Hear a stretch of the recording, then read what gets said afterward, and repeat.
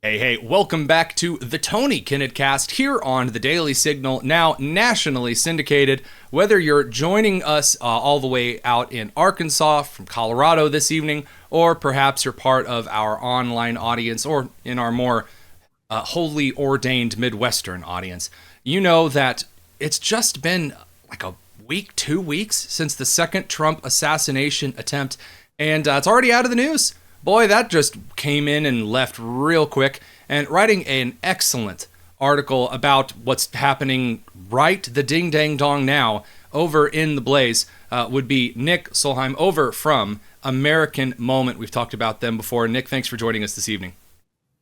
Thank you for having me. So I know you guys have talked a little bit about this kind of stuff over on Moment of Truth, but you really laid it out quite clearly that it is imperative that Americans do not allow many on the left-leaning media, those on Capitol Hill, to memory hole yet another Trump assassination attempt. So first of all, I would ask you to say why you think that that's going to happen, but it's kind of already happening. So why don't you lay out why it's so crucial for Americans not to let this be forgotten into the pages of history? Yeah, I mean, I think the reason it's so important is because it's unprecedented that we would have two assassination attempts on not only a current presidential candidate but also a formerly elected president of the United States so close together.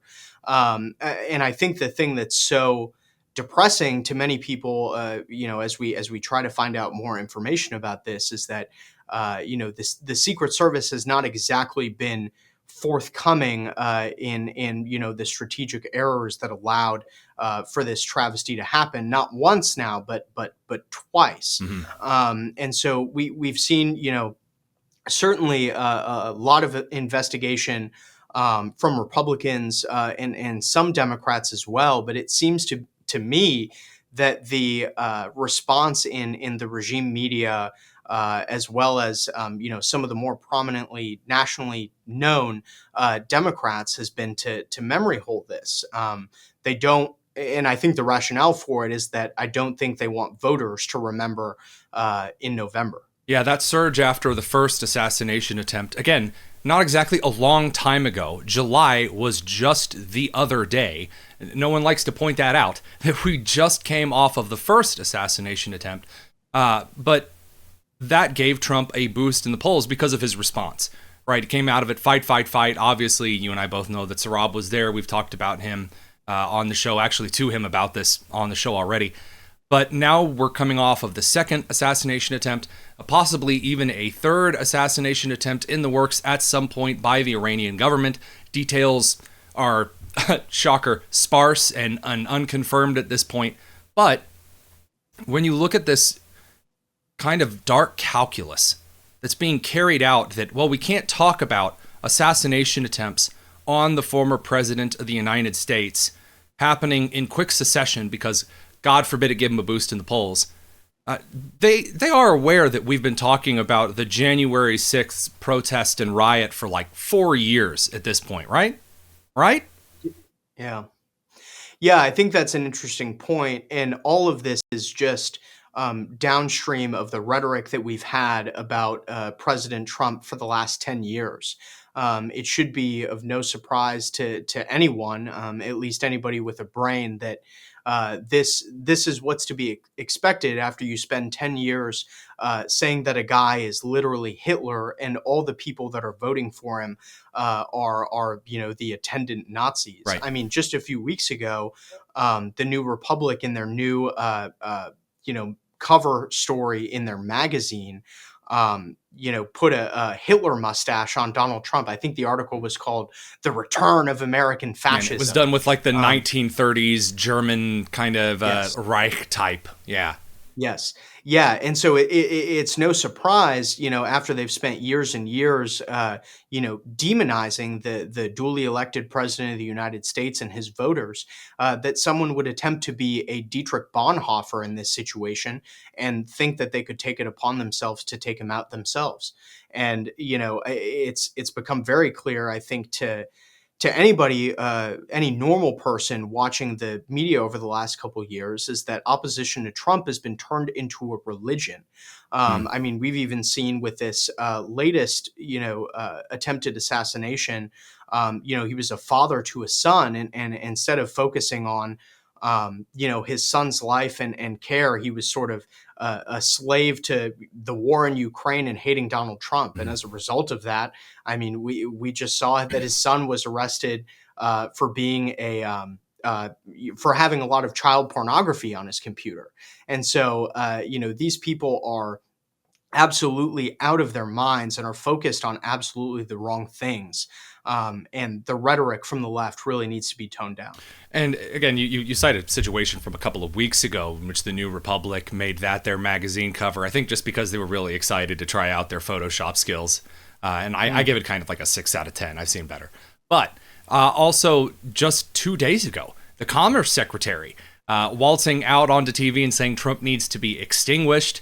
And then, of course, you got, Biden up on The View, slapping the fly on the table in Whoopi Goldberg's portrayal of Trump. And we can talk about rhetoric. We can talk about how careless and with such a lack of self-awareness that's often comported by the legacy media and by left-leaning politicians. And look, you and I could cover that on and on, in infinity into the distance. But you and I are operations guys. We always have been. And this is where I really want your expertise. I see the average American, whether they are on the left or whether they lean right, not the diehards on either side, who have decided they are going to vote in this election. I see them taking this memory holing that's already taking place with them to the polls. And by the way, I'm not saying that's a good or a bad thing. I am saying that by trying to memory hole it and that by trying to blame Trump for it so immediately, I think that it's really going to backfire with a lot of Americans who find that kind of behavior and attitude disgusting, and that because of that, again, in the operations mindset, that's going to have a pretty significant impact. Do you think I'm off base, or am I making either a mountain out of a molehill, or vice versa? No, I think that's right. I think the thing that I would point out is that, an assassination attempt on a president of the United States is, I think it's so much more visceral, and provides for a really strong reaction that the media isn't taking into account. I mean, when I talk to people that are older than I am, I mean, the first, words out of their mouths are, again, depending on their age, was, remembering the attempted assassination on Ronald Mm-hmm. Reagan, or if they're older, the successful, unfortunately, assassination of John F. Kennedy.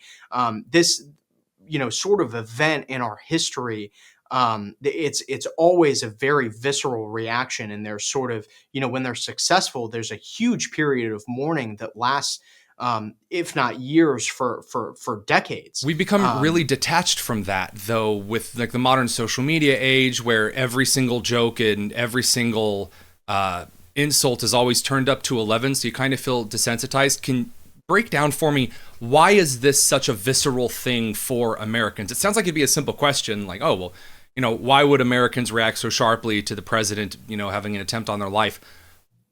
Do you have any idea of like why that would actually provoke such a strong emotion? Is it a cultural norms thing, or is it kind of an American traditionalism? What do you think? I think one of the biggest contributors to that would be the just how graphic the image was.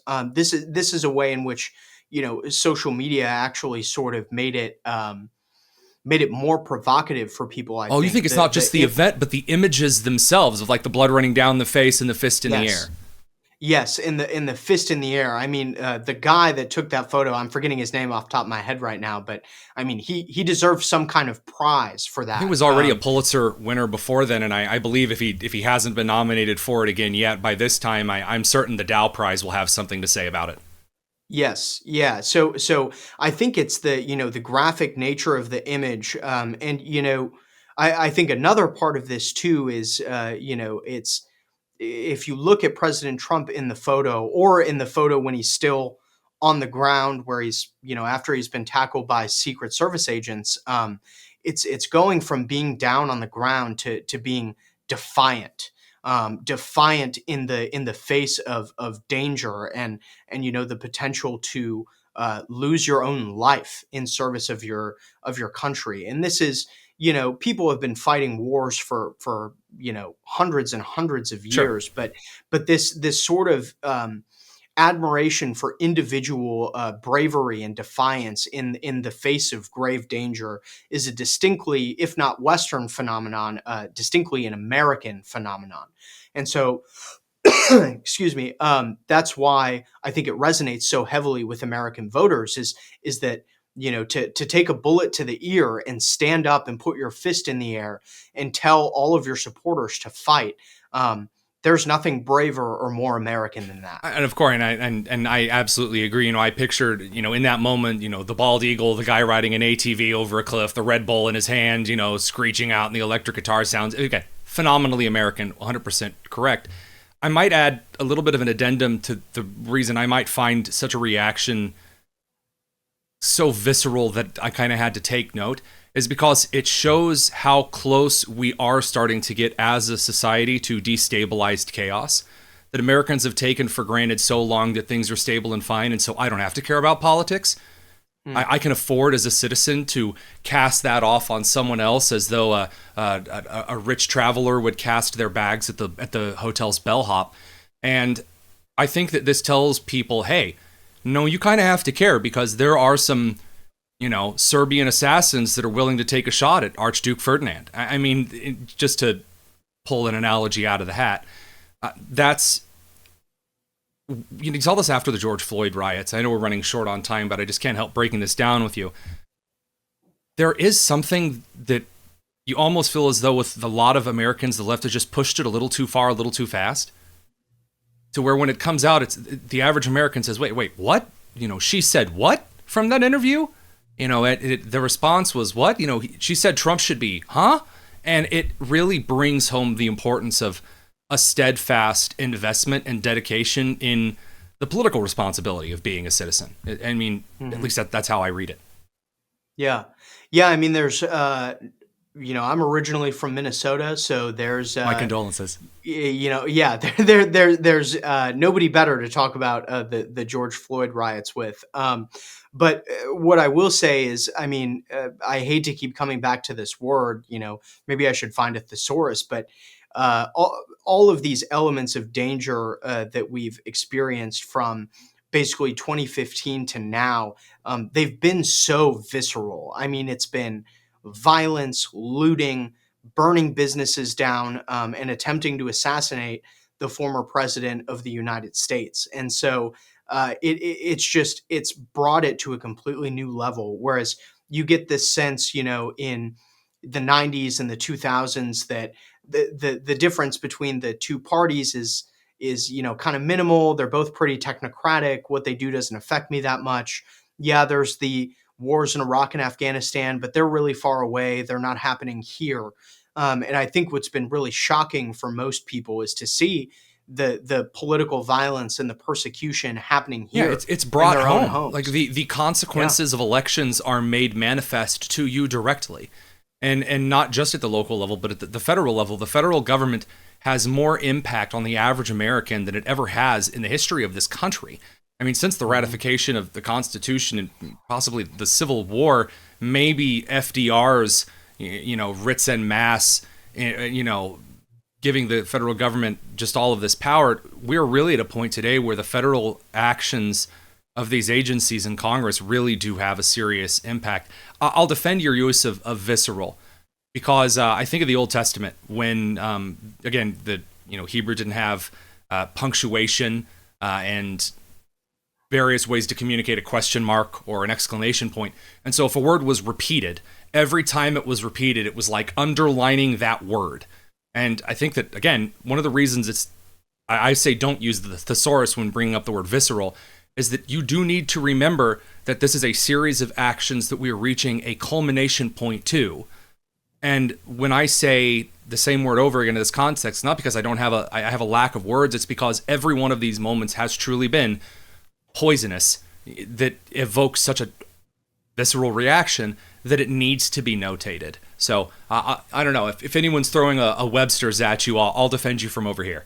I appreciate that. I mean, I think part of what's made it so visceral is that it's happening here at home, and not just here at home, in some big city. Yeah, It's not just in New York and Washington. It can be your rural town in Pennsylvania. or It can be Ohio. happening in your state capital. Mhm. Yeah, it's these sort of things are happening everywhere, and the political confrontation, even over neighbors with competing yard signs, has been brought to a new level. So, and I think, I'll be honest, this is primarily driven by the left. The party of that supports gun rights is not out here trying to assassinate Kamala Harris. It's the party of gun No, but restrictions. of course it's Uh, driven by the left because, as you pointed this out so clearly, everyone likes to say both sidesism because that makes them sound, very refined and professional and unbiased. But again, as we pointed out, that in the abdication and the abandonment of faith, family, and community from one side of the political aisle and making progressivism, or this twisted neo-progressivism, that so many have, and hedonism that so many on the left has taken as their religion, as you referenced earlier, religion proselytizes, right? Religion becomes puritanical in nature when it's fettered by man.